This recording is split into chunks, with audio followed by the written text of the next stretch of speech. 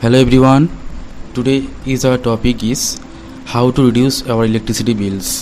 आपके घर में लाइट है, फैन है, टीवी है, एसी है, फ्रिज है, सब कुछ है, लेकिन इलेक्ट्रिसिटी बिल बहुत ज़्यादा आता है। तो क्या हम इसको कम और घटा नहीं सकते? तो आज का टॉपिक इसमें ही है। इलेक्ट्रिसिटी बिल को कम करने के लिए हमको दो चीज़ की ज़रूरत होती है। नहीं, किसी को बंद करना नहीं है, सबको ऑन रखना है, ठीक है। इसको ऑन रखने के बाद भी हम इसको कैसे कम कर सकते हैं, वो ही आज का टॉपिक है। तो चलिए देखते हैं। कंजम्पशन को रिड्यूस करने के लिए तो हमको दो स्टेप अपनाना होगा। पहला स्टेप है इलेक्ट्रिकल पावर कैलकुलेशन और दूसरा है इसका इम्प्लीमेंटेशन। इलेक्ट्रिकल पावर कैलकुलेशन करने के लिए हमको करंट की जानना बहुत ज़रूरी होता है, क्योंकि करंट को इंक्रीज़ और डिक्रीज़ करके हम इलेक्ट्रिकल पावर कंजम्पशन को कम कर सकते हैं। और इस करंट का फॉर्मूला होता है current equals to power divided by voltage into power factor. अगर पावर फैक्टर आपका ज़्यादा होगा, आपका करंट कम होगा। अगर करंट कम हो जाएगा तो आपका इलेक्ट्रिसिटी बिल भी कम हो जाएगा। तो reduce the current and improve the power factor, it will helps the electrical savings. अगर करंट हमको निकालना चाहिए तो करंट हम कैसे निकालेंगे? क्योंकि करंट कम करके हम इलेक्ट्रिसिटी बिल को कम कर सकते हैं। तो लेट्स सी एग्जांपल। अगर हमारे पास एक 100 वाट का रेफ्रिजरेटर है, उस 100 वाट रेफ्रिजरेटर की हम लोग करंट अगर हम लोग निकालने चाहे तो कैसे निकालेंगे? रेफ्रिजरेटर का हम लोग पावर पता है 100 वाट, उसका वोल्टेज पता है वो 220 वोल्ट पे चलता है और उसका पावर फैक्टर है 0.6। तो हम इस इक्वेशन से, पावर की इक्वेशन से हम इसका करंट निकालेंगे।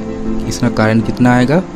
0.75 एम्पियर। अगर हम एक पावर सेवर और एक कैपेसिटर को इसके अक्रॉस में, मतलब इस रेफ्रिजरेटर के अक्रॉस में कनेक्ट करते हैं तो इसका पावर फैक्टर 0.6 से 0.9 हो जाता है, मतलब इम्प्रूव होता है पावर फैक्टर। तो पावर फैक्टर इम्प्रूव होने की वजह से हमारा जो पहला जो इक्वेशन था, उसका इक्वेशन से हम लोगों का करंट मिलता है 0.5 एम्पियर।